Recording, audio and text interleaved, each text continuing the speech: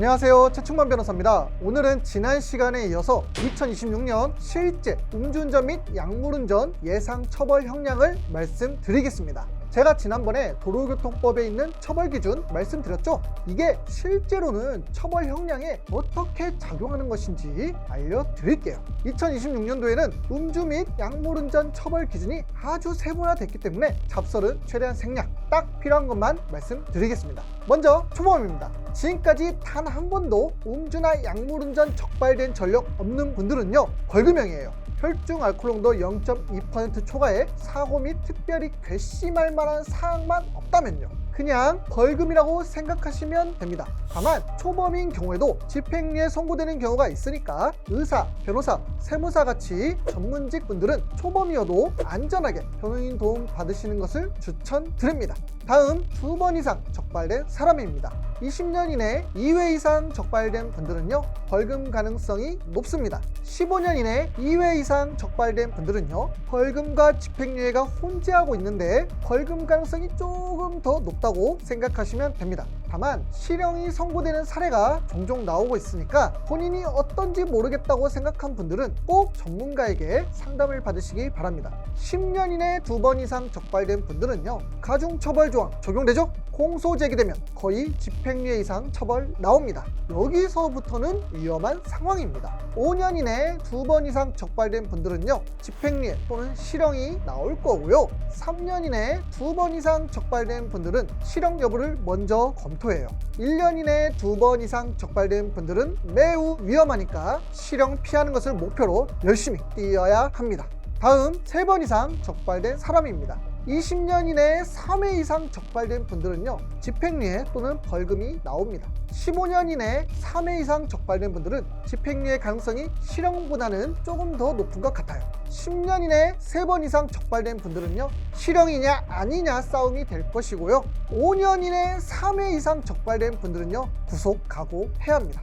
3년 이내 3번 이상은요, 구속영장 청구됩니다. 구속된 상태에서 재판 받을 거예요. 적발 간격 기간을 떠나서 음주 3번 이상 적발된 분들은요, 가급적 법률 전문가 도움 받는 것을 추천드립니다. 다음 4번 이상 적발된 분들입니다. 20년 이내 4회 이상 적발된 분들은요, 집행유예가 실형보다는 조금 더 높아요. 15년 이내 4회 이상 적발된 분들은요, 집행유예 또는 실형이냐 이런 싸움을 해야 합니다. 10년 이내 4회 이상 적발된 분들은요, 실형이에요. 마음의 준비를 하셔야 합니다. 최선을 다해서 준비해야만 선처를 기대할 수 있어요. 4회 이상부터는 적발 간격 기간 따지지 말고 무조건 변호사님 도움 받으시기 바랍니다. 다음 5회 이상 적발된 분들입니다. 20년 이내에 5번 이상 적발된 분들은요, 집행유예와 실형 반반 확률 되는 것 같아요. 15년 이내 5회 이상 적발된 분들은요, 실형 여부를 먼저 검토합니다. 10년 이내 5회 이상부터는요, 징역 형량 기간 줄이는 것을 목표로 하셔야 하고요. 최선을 다해야만 선처 가능성 열릴 수 있습니다. 자, 지금까지 2026년도 예상 처벌 형량을 말씀드렸는데요.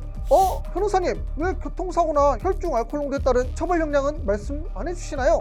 이건요, 따로 말씀드릴 필요가 없기 때문입니다. 2026년부터는요, 횟수에 따른 가중처벌 형량이 한층 더 세질 건데요, 사고 없고 농도 낮은 분도 횟수가 누적됐다는 이유로 구속되는 시대가 될 거예요. 그런데 사고가 있다? 농도가 높다?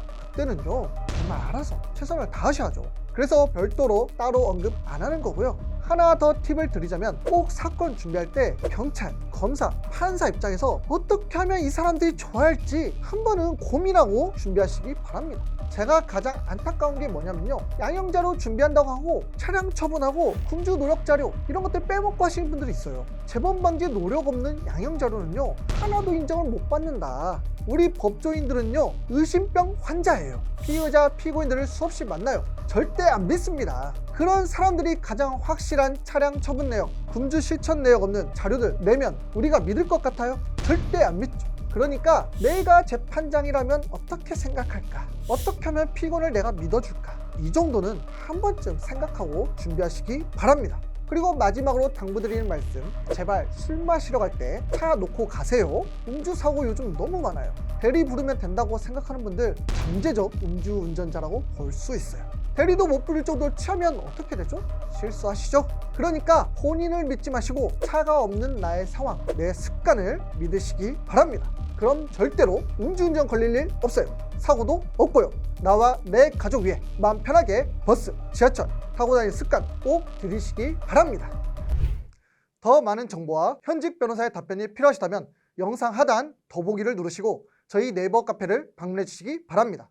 영상이 마음에 드셨다면 구독해 주시고 음주운전으로 받을 처벌이 걱정되신다면 다양한 성공 사례를 확인해 보시기 바랍니다. 이상 최충만 변호사였습니다. 감사합니다.